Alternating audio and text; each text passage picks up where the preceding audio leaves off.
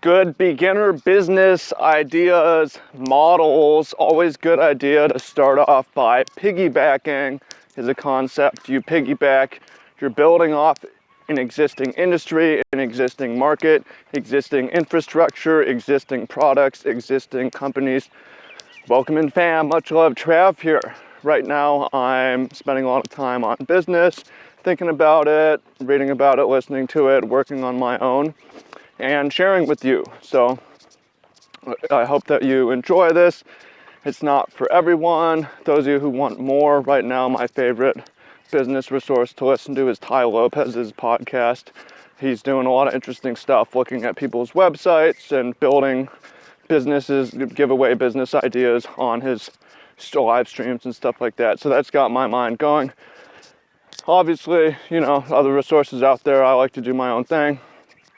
I've failed at a few things and I've succeeded at a few things, and especially when you're starting off, definitely is a good idea to, and what has been most successful for me is the things that piggyback the most, and what has failed the most is the things that are the most unconnected to anything else, like totally new, not a new market, not associated. Basically, I'll give you a couple examples. So my first and most successful business, really my most successful business is back up a bit. So Magic the Gathering, this is the market, this is the industry that I've been piggybacking off of. It's a card game. The company is Wizards of the Coast. You look at their statements, their revenues like $100 to $200 million a year. Primary market, maybe $500-600 million. Secondary market, hard to measure, but we'll say it's a billion-dollar industry, multi-billion-dollar industry. I go into there, I know that there's customers, I know there's existing infrastructure, I know there's a lot of money to be made. It's not necessarily a massive market, but it's a big market, big enough that there's a lot of things that you can do, and there's a lot of stuff already set up. So companies will come in, piggyback on this in the secondary market by reselling the cards. This is where the extra $500 million is coming from. Wizards sells the cards to companies. Companies turn around and flip them. Local game stores is an example of a piggyback business. So I started off as an independent contractor, sole proprietor. Can't even really call this a business because it was just me, but piggybacking on the card stores that are piggybacking on Wizards of the Coast, Magic the Gathering. So I'm writing articles, driving traffic to their blog, keeping readers engaged, and ultimately selling cards for them. So that was my initial thing. I was piggybacking on a company called Channel Fireball. And the nice thing about piggybacking on something like that, you get a nice big platform. So I'm collecting all my social media followers, I'm Facebook commenting, responding to everything from my Facebook fan page, from my Twitter, build 10,000 fans, 10,000 followers that way. By piggybacking from the start, if I had tried to start my own website, there's no traffic to be had. Try to start my own game, why, right? So double piggybacking. Eventually, outgrew Channel Fireball, they outgrew me, we had to part ways, and I was able to start to launch my own business where coach Magic the Gathering players. No one else was doing this at the time, and now we have 4 coaches that I pay, a commissioned salesperson, an assistant who helps with the events, a couple other people doing stuff, 100 plus people in our network, in our group.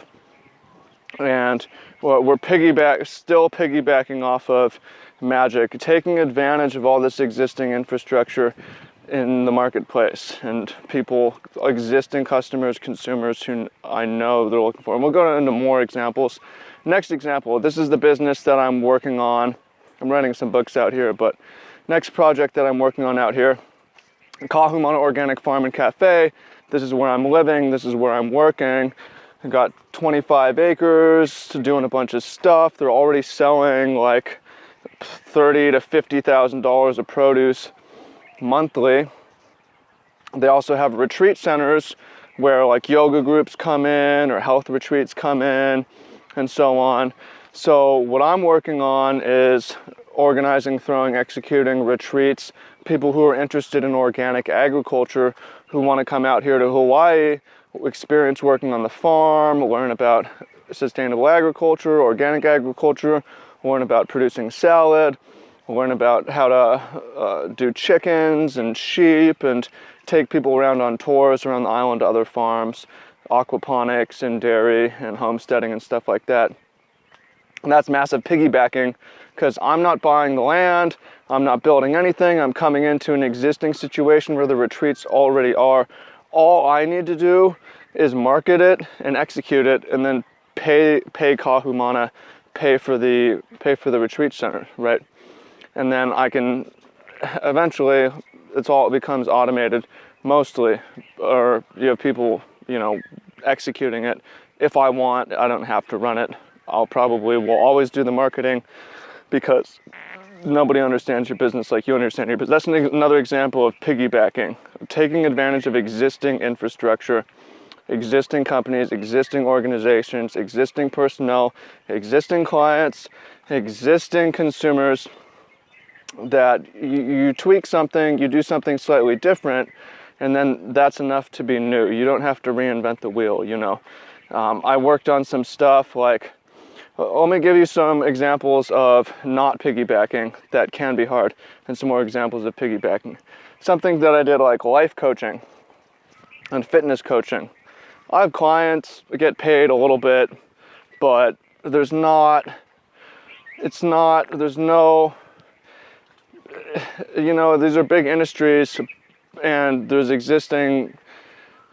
basically there's nothing to piggyback on. I mean, I could piggyback on like go niche NBA basketball and specific dunk training.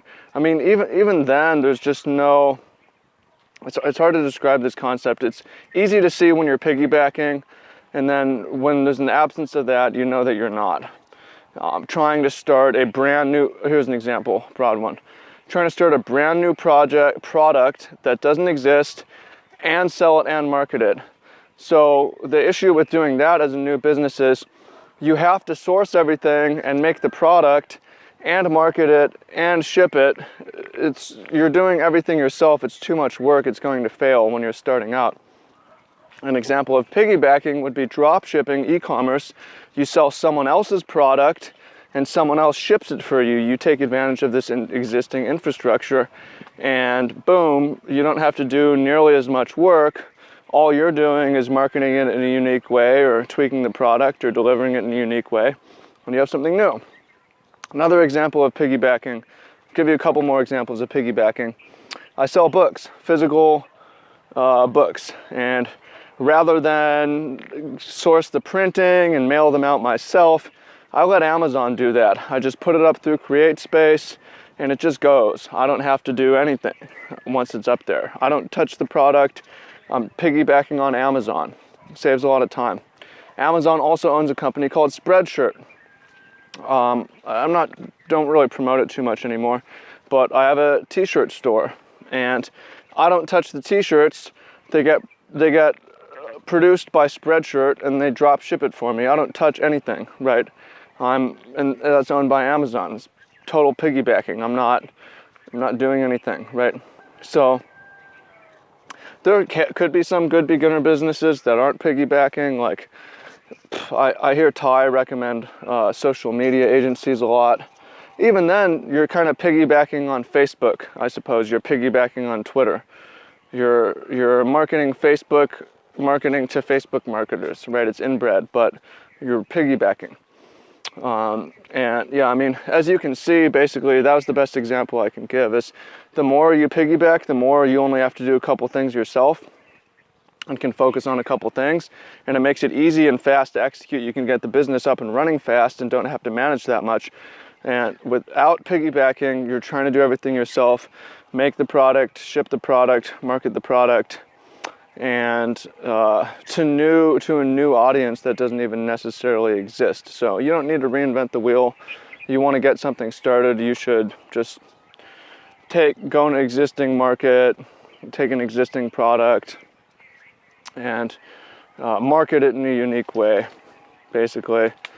Although, I mean, there's different examples. Like for my magic coaching, no one was really coaching at the time, but there's clearly demand for it and all the infrastructure in place to the pro players. I just needed to make the sales page basically, and it was delivered.